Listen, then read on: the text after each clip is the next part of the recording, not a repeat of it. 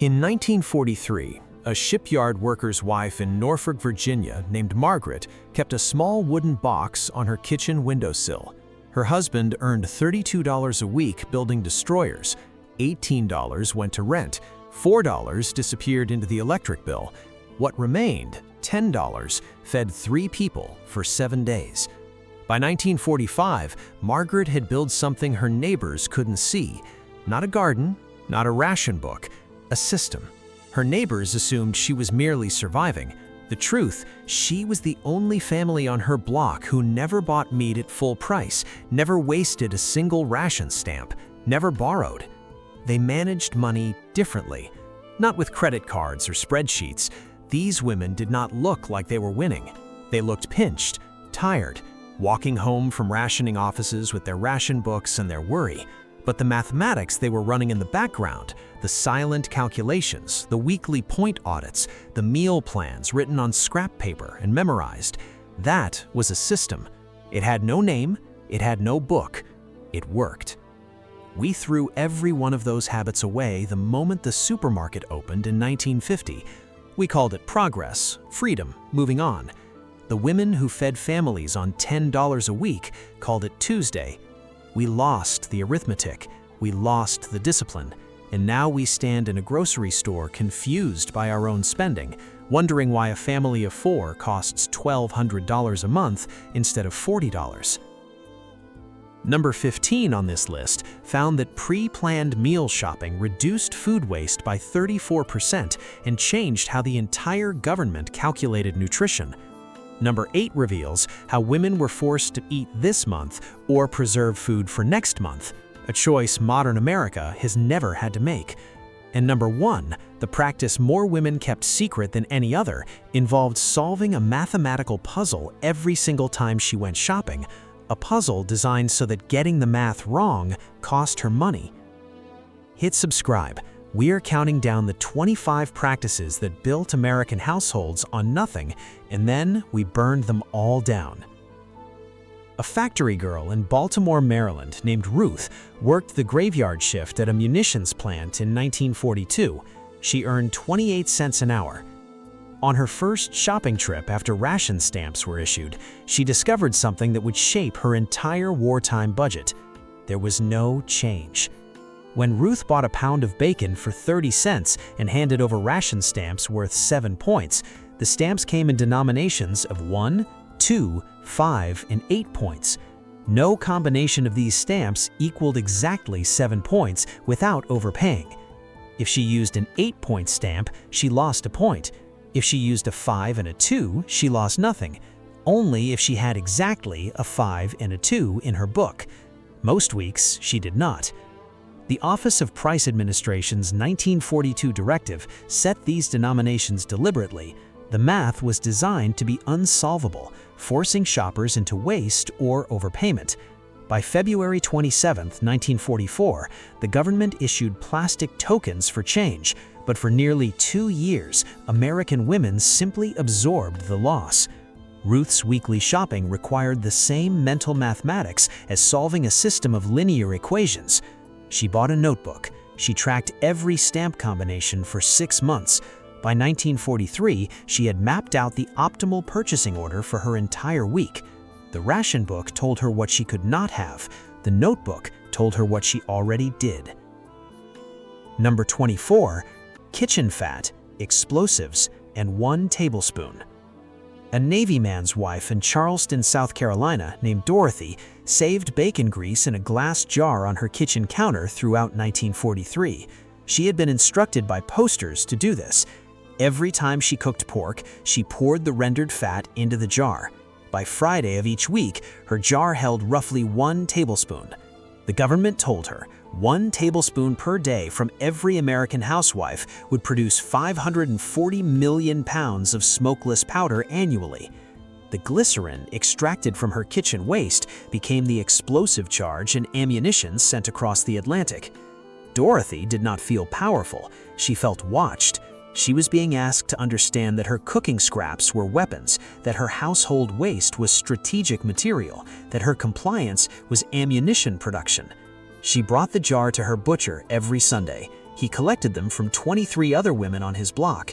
By 1944, the meat dealers in Charleston were processing over 40,000 pounds of rendered fat monthly.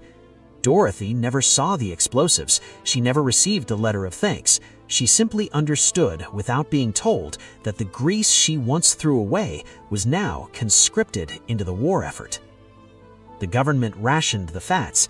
It could not ration her willingness to save them. In 1943, the U.S. government faced a protein crisis. Meat was rationed. Americans needed protein. The solution was organ meat: hearts, brains, liver, kidneys, the cuts most Americans considered inedible.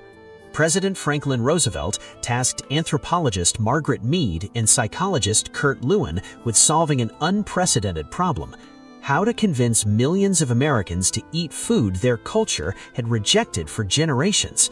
This was not a recipe campaign. This was a psychological operation to alter American food taste permanently. The government produced the Victory Meat Extenders booklet. It contained recipes for braised heart with stuffing, creamed brains on toast.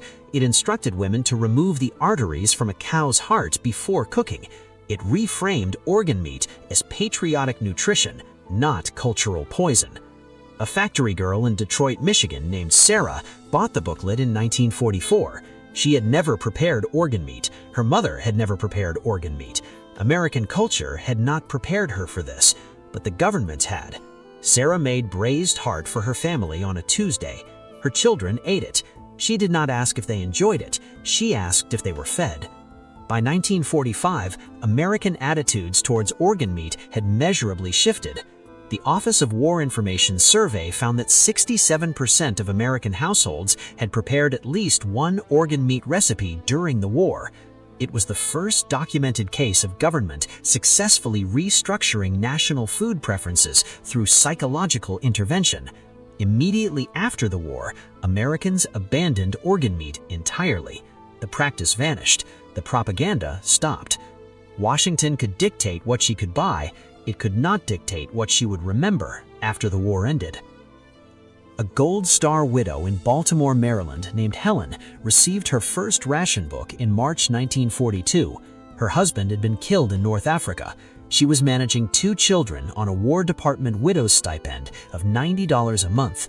The ration book allocated her family exactly 48 blue ration points for processed foods and 64 red points for meat and fats.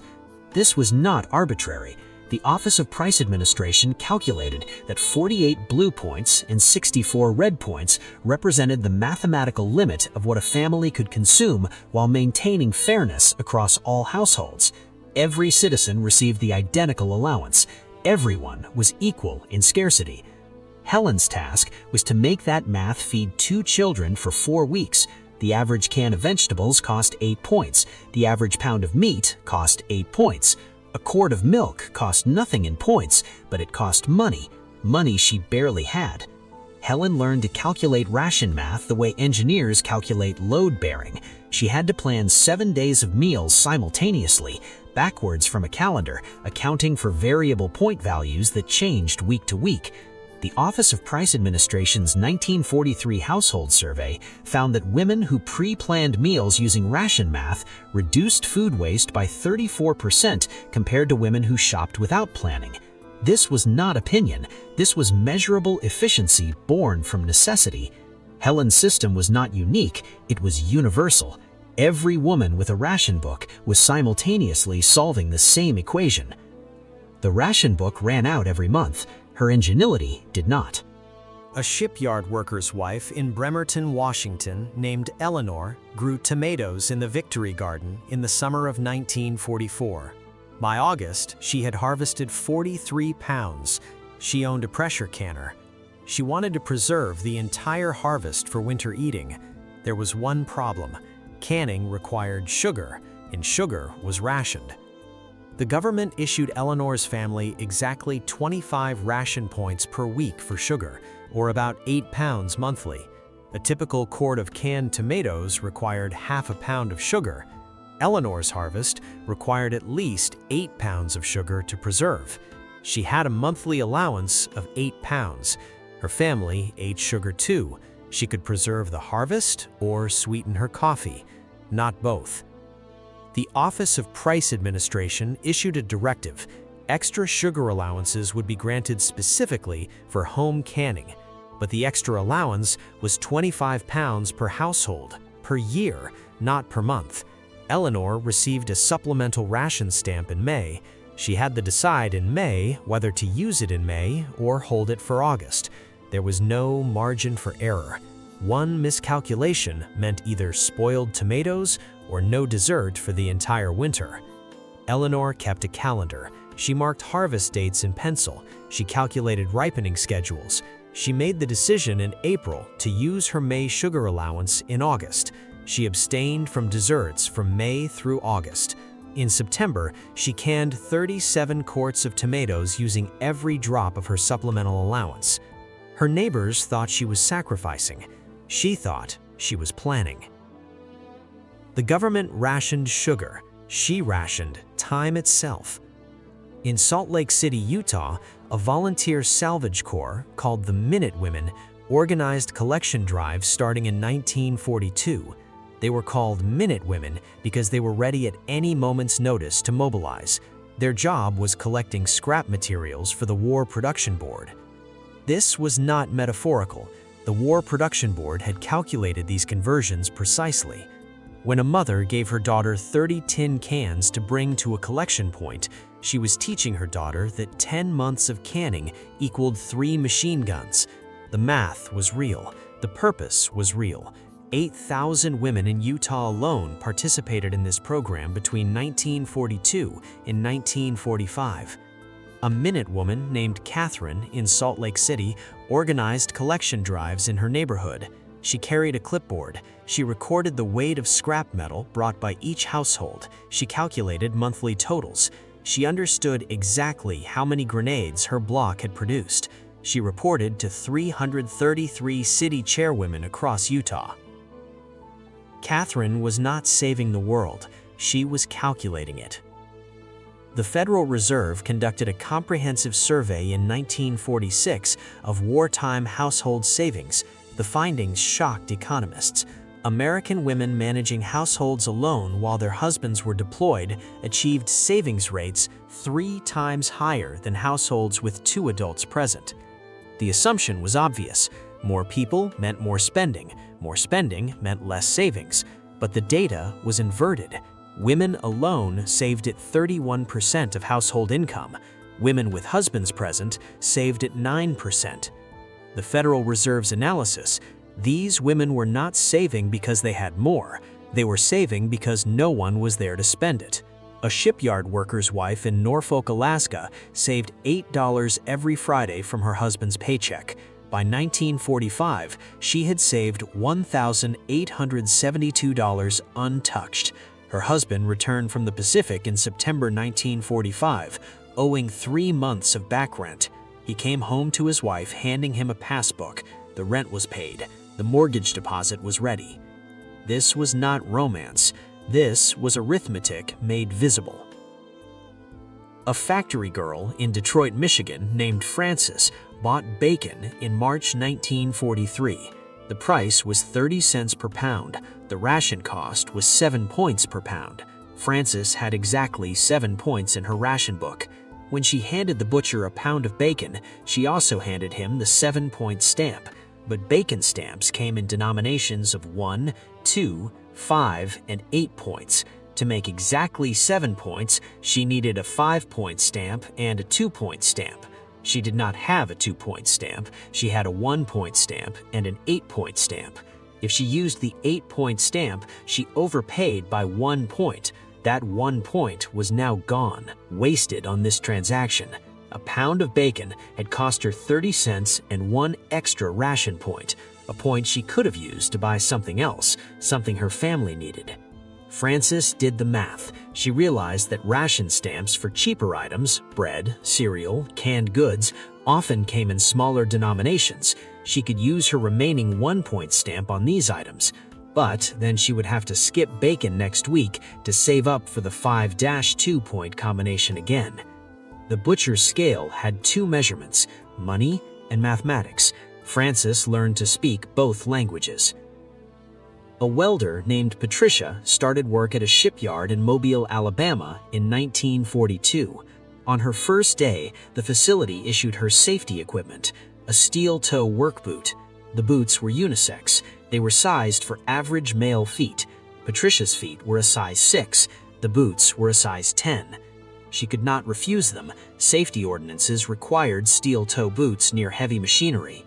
She came home that evening and stuffed newspaper into the toes of the boots. She wrapped cloth strips around the insoles. She came back the next morning wearing the boots loosely, held in place by the padding. This was not an isolated incident. The National Museum of American History documented that female factory workers across the country modified safety equipment by stuffing rags and newspaper into ill-fitting shoes. This was not complained about. It was normalized. Women's feet did not matter. The work did. By 1943, some factories began issuing pantsuit uniforms specifically for women. Most still issued modified men's coveralls. Patricia worked in the modified men's coveralls with newspaper in her boots for 3 years. She could not control the size of the boot. She could control how it fit. A mother named Dorothy in Pittsburgh, Pennsylvania, bought the Victory Meat Extenders booklet in 1943. It contained recipes for braised beef heart, creamed brains on toast, and liver spoon cakes. Dorothy had never prepared organ meat. Her children had never eaten it. American culture had never normalized it. The government had normalized it now. Dorothy prepared braised heart with stuffing on a Tuesday in November 1943. She did not ask her children if they wanted to eat it. She did not ask if they enjoyed it. She placed it on the table and stated that this was their meal. They ate it. By 1945, their children had eaten organ meat dozens of times. Taste had restructured. Culture had shifted. The Office of War Information survey found that 67% of American families had prepared at least one organ meat recipe. On September 2, 1945, the war ended. Within months, organ meat disappeared from American tables. Cookbooks stopped publishing the recipes. Butchers stopped offering the cuts. The government stopped promoting it. By 1950, American attitudes towards organ meat had fully reverted. Taste had been restructured by necessity. Necessity had ended. Taste reverted instantly. Dorothy never cooked organ meat again. From the outside, these women looked ordinary. Tired, worried, standing in ration lines, walking home with cloth bags instead of paper, wearing their husband's old sweaters in winter because fuel was rationed. But they were running a complete financial system in their heads. Every transaction was a calculation. Every meal was a formula. Every ration stamp was a decision that echoed through 4 weeks of eating. They were simultaneously solving problems that modern Americans have outsourced to spreadsheets, apps, and professional financial advisors. We traded this arithmetic for convenience. We traded the discipline for credit cards. We traded the vigilance for subscription services that auto-deduct from checking accounts. We won. We lost everything. The ration book is gone. Now the mathematics remains. We simply refuse to do it. The arithmetic has not changed.